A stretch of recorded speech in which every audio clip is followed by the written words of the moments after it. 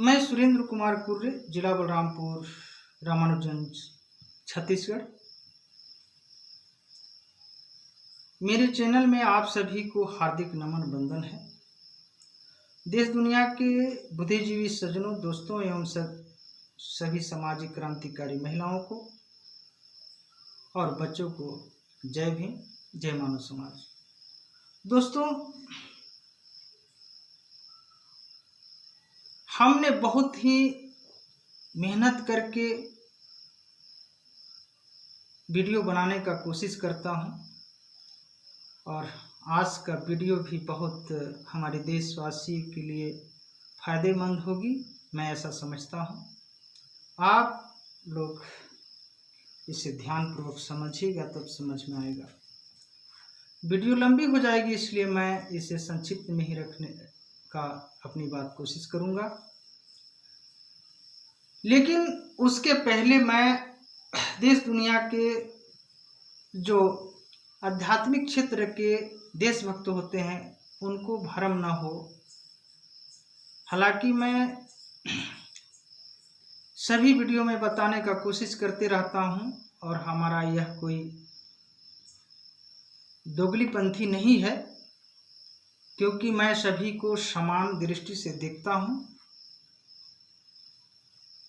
और सबसे पहले मैं बता देना चाहूँगा कि वर्तमान समय में अधिकतर अंधविश्वास पाखंड के कारण मानव समाज में कई तरह की हिंसा, अन्याय, अत्याचार बढ़ रही है। इसका मूल कारण क्या है, जानने के लिए ऑथेंटिक इतिहास तक पहुंचने की कोशिश करना और अपनी अनुभव को समाज के बीच शेयर करना एवं मानवता, विज्ञान और संवैधानिक तत्वों से जोड़ने की व स्वयं को एक इंसानियत की कसौटी में कसने की कोशिश करना, यही हमारा मुख्य उद्देश्य होता है। ना कि किसी को या किसी जाति, धर्म, मजहब आदि को ठेस पहुंचाना हमारा उद्देश्य नहीं है। हमारे लिए सभी अपने समान होते हैं। दोस्तों, आज का वीडियो का शीर्षक है हिंदू धर्म के अनुसार 12 महीना कई त्योहार व कर्मकांड सदियों से हम सभी करते आ रहे हैं। इसके पहले अंधविश्वास के कारण मेरे ही क्षेत्र में आदिवासी समाज के राजू कुरवा नाम के एक व्यक्ति ने अपने बेटा की बीमारी ठीक होने के लिए एक दूसरे का बच्चा को, जो 3 साल का बच्चा था, जिसे महदानी देवता के नाम से बलि दे दिया था।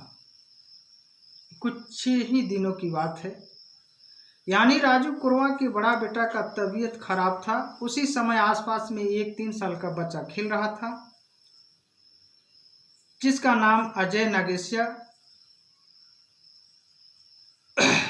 था, और उसे मिठाई खिलाने के बहाने बुलाकर अपना लड़का का तबीयत ठीक होने के लिए उस बच्चा को राजू कुरवा ने महदानी देवता के नाम से हत्या कर दिया था। ऐसी घटनाएं कई दिन प्रतिदिन हो रहे हैं, जिसे राजू कुरवा को पुलिस ने गिरफ्तार करके जेल भेज दी है। दोस्तों, मैं इसलिए वीडियो में बार बार जिक्र करते रहता हूं कि आखिर इस प्रकार की हिंसा व अन्य कई तरह के अमानवीय, अन्याय, अत्याचार, शोषण, बलात्कार या फिर अवैज्ञानिक असंवैधानिकृत समाज में होने का मुख्य कारण क्या हो सकता है।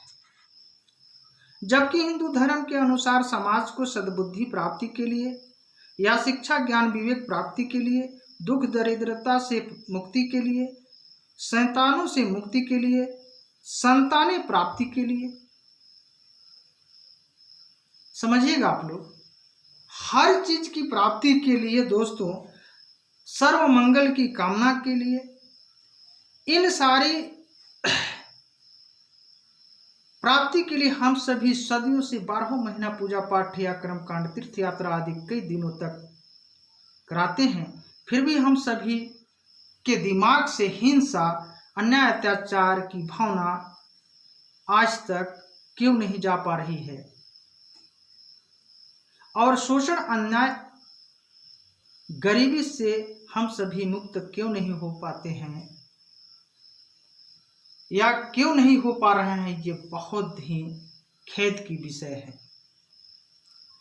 दोस्तों, हम सभी हिंदू धर्म को मानने वालों के लिए साल में कौन ऐसा माह होगा कि जिस माह में कुछ न कुछ त्योहार, पूजा पाठ आदि नहीं करने की विधि बताई गई हो, जिसमें हिंदू धर्म के अनुसार त्योहार व पूजा पाठ आदि करने के लिए लिस्ट इस प्रकार है, जिसे आप लोग वीडियो को अच्छी तरह सुने और वीडियो को अंत तक सुनेंगे तभी आप लोगों को हमारी बात को समझ में आएगी। दोस्तों, वीडियो लंबी हो जाएगी, इसलिए मैं त्योहारों के नाम बताते हुए अपनी बात संक्षिप्त में रखने का कोशिश करूंगा। त्योहार की सूची इस प्रकार से है जिसे आप लोगों को गिनती करना होगा।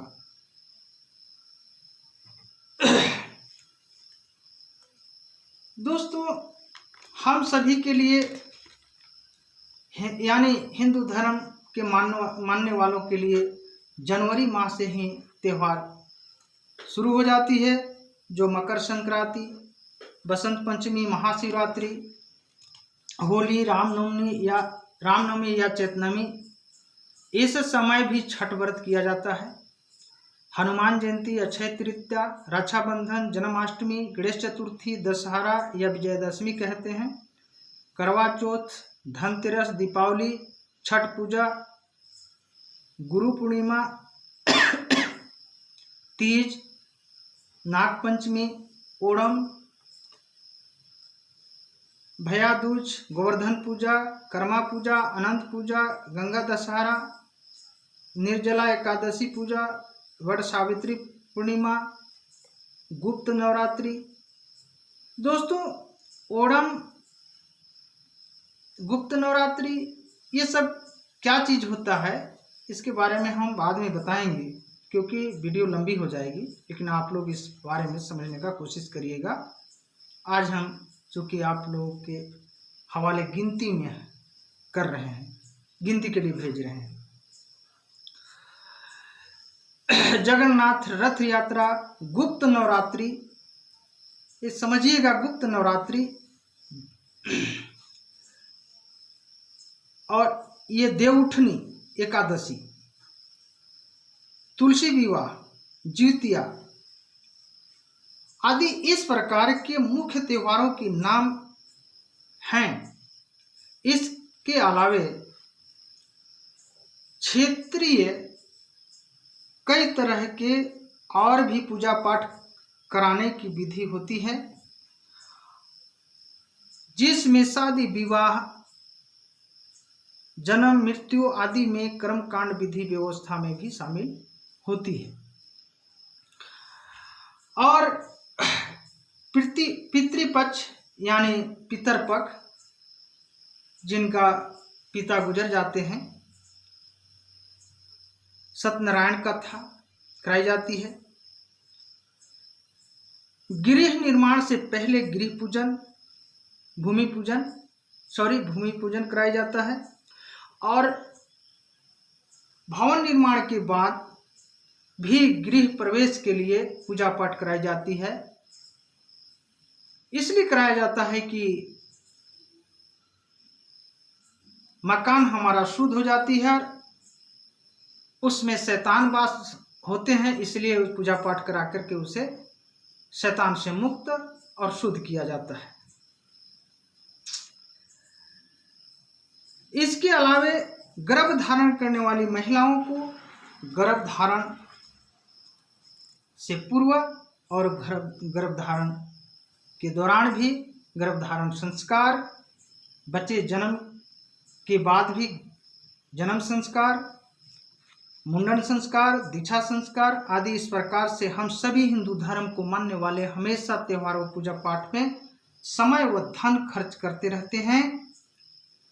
इसके अलावे इस प्रकार सप्ताह के हर दिन त्याग करने की बात धार्मिक ग्रंथों में बताया जाता है, जैसे सोमवार को शक्कर, मंगल को घी, बुधवार को हरी सब्जी, गुरुवार को दूध और केले, शुक्रवार को खट्टे पदार्थ, शनिवार को तेल और रविवार को नमक आदि का त्याग करने की बात बताई जाती है।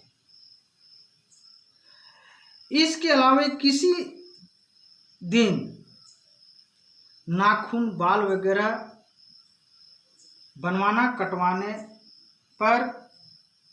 पर अशुभ माना जाता है। इस सोचने की बात है कि हमारे पूर्वजों ने कितनी अच्छी बात लिखी है, लेकिन इससे हम लोगों को आज तक क्या फायदा मिला, हम लोगों को समझने की जरूरत है। इसके अलावा ग्रह शांति के लिए पूजा पाठ कराया जाता है।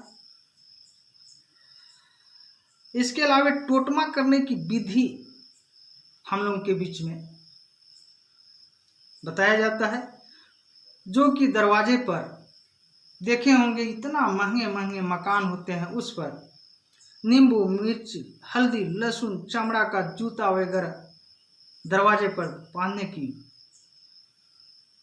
एक मान्यता होती है, ताकि बुरे नजर उस घर पर न लग जाए। दोस्तों, कितना मजे की बात है। खेतों में मृत जानवरों के सिर और घाड़े में काले बड़े बड़े टीके लगाकर वह झाड़ू, जली हुई लकड़ी आदि को बांधकर खेतों में टांग दिया जाता है, ताकि किसी के बुरे नजर न लग पाए। वाह रे! इसके अलावा दैया, डायन, शैतान, भूत की बातों से समाज को डराया जाता है। इसी के अंदर शैतान लगने की बात से, शैतान लगने से नव दुल्हन गर्भ धारण नहीं हो पा रही है। ऐसा बताया जाता है कि किसी डायन ने शैतान लगा दिया है, और किसी की यदि गर्भ धारण महिला नहीं हो पा रही है तो उसे ऐसा बताया जाता है, और किसी का घर बिगड़ गया है तो उस महिला को गर्भ धारण के लिए, यानी बच्चा रुकने के लिए, कोख सजी और घर सजी कराया जाता है ओझा के द्वारा।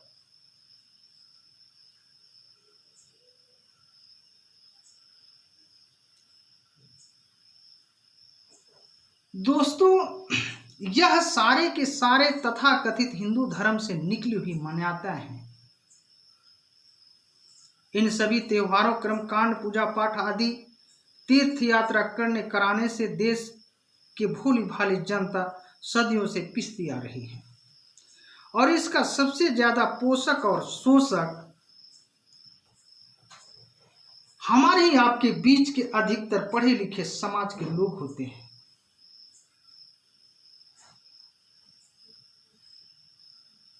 ये सबसे बड़ी गंभीर बात है और चिंता की विषय है, जिसके चलते हमारा देश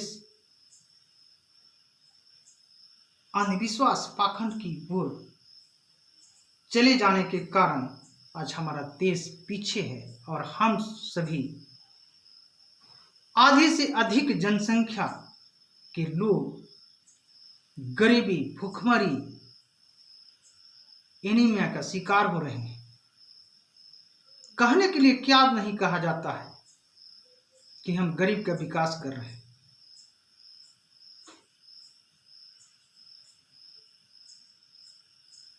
इस कृत्यों से देश को या देश के समाज को आज तक कोई भी फायदा नहीं हुई।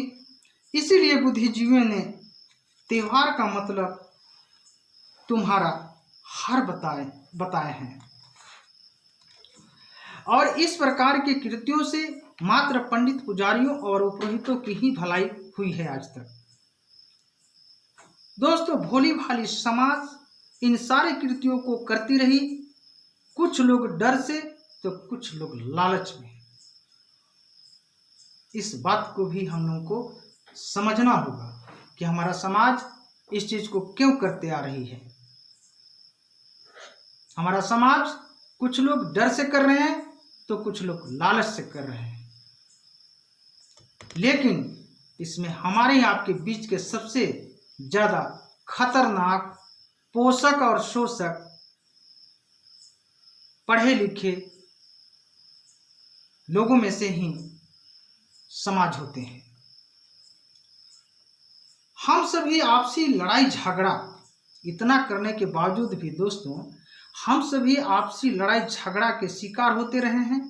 हम सभी की भलाई न तो किसी देवी देवता भगवान ईश्वर ने किया, न ही न्यायालय में समय से आज तक उचित न्याय मिल पाई है। इसीलिए बुद्धिजीवियों ने कहा कि यह धर्म नहीं बल्कि यह कुछ लोगों की धंधा है, और जो पढ़ा लिखा समाज समझने की कोशिश नहीं करती है वह मानसिक रूप से अंधा है।